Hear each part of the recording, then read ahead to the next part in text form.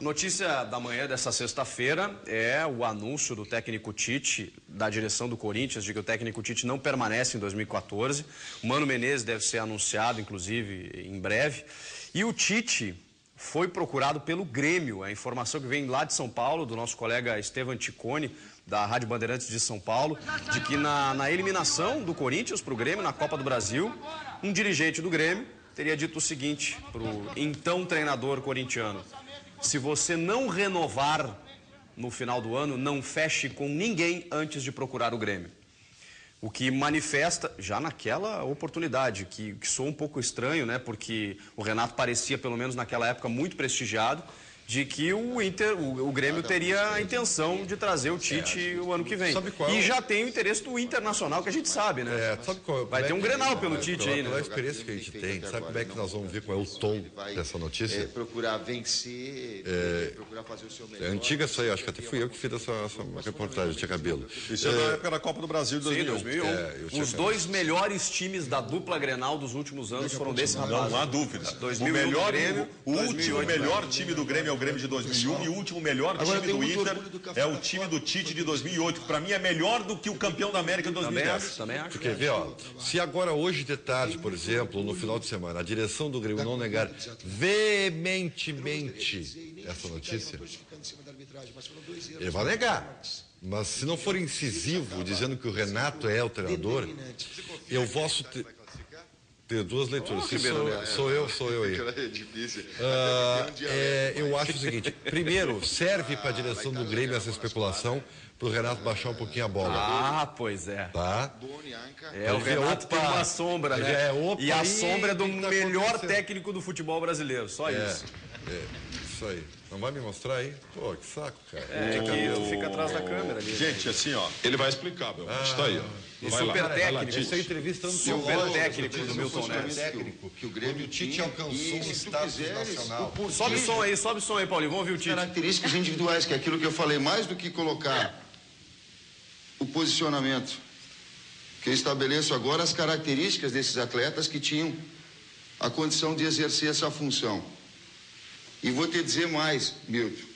Na verdade, se nós pegarmos o Grêmio, ele tinha uma referência na frente e tinha 6 jogadores de meio campo.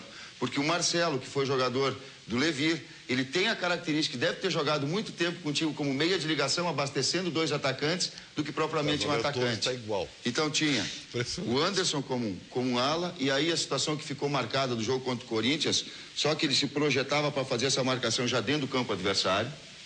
Eu tinha o ala esquerdo, o Rubens, que também tinha essa função, na saída e na marcação da saída de bola adversária, principalmente se tu pegares times técnicos que tenham a virtude de tentar sair jogando. Espeta e adianta a marcação dentro do campo adversário. Arrasta, tanto Rubens. Eu sei que eu tô no ar. Quanto o Anderson e o Itaqui que estivesse nessa situação. Eu tinha marcador pela direita. Ribeiro é impressionante.